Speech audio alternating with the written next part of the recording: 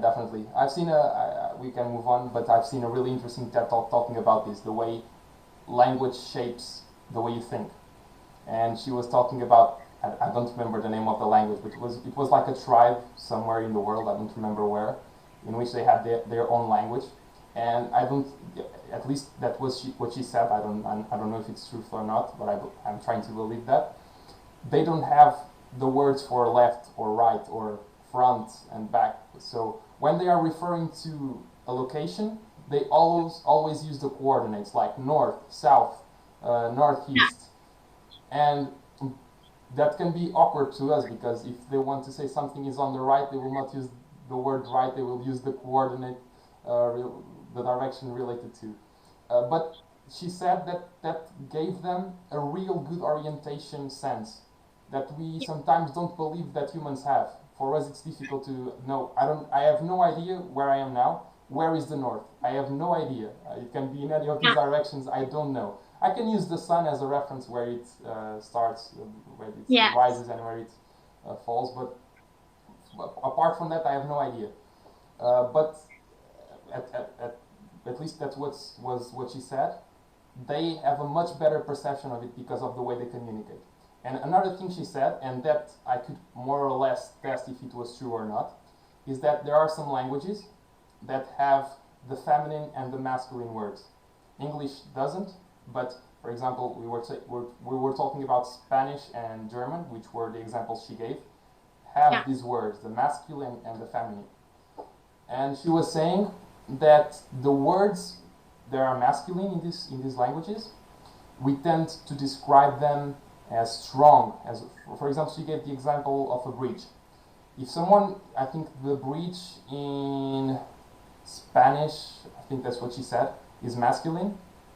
So they tend to describe the bridge as strong and robust.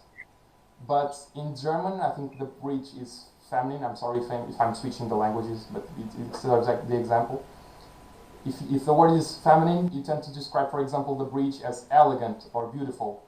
And I compared that, I don't know if that's completely true, but I could test that because I could imagine in Portuguese, because Portuguese has these masculine and feminine words as well. And bridge is ponte, it's a ponte, which is a feminine word basically. And being a feminine word, and I thought how I would describe a bridge. I would describe a bridge as being beautiful, and it matches with what she said. So I don't know if it's completely true, but it matches.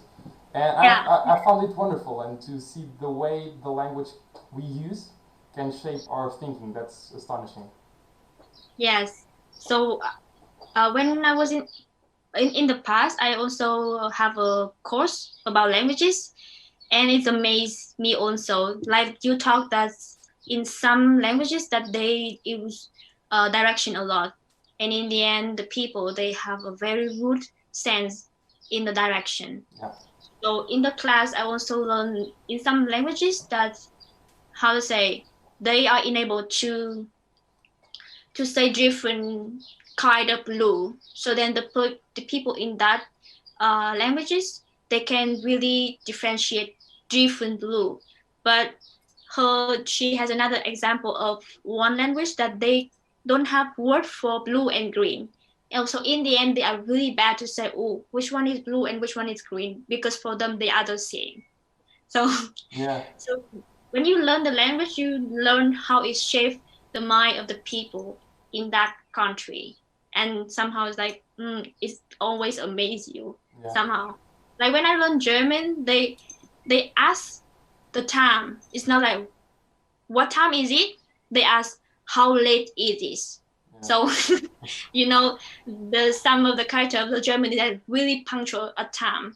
Yeah. So It's true. they always ask you like how late it is. Like I am in on time. It's like what? Why are you not asking like what time is it? But instead you ask how late am I? Yeah. It's crazy, but it makes me feel so funny. Yeah. It's super funny. I didn't know that as well, and it's super interesting. And from what I heard about people who lived in Germany, it's definitely like that. They are really respectful about everyone's time. Mm-hmm. So it makes sense. And yeah, like you said, the way we use the words really shapes the way we think, and that's an interesting example.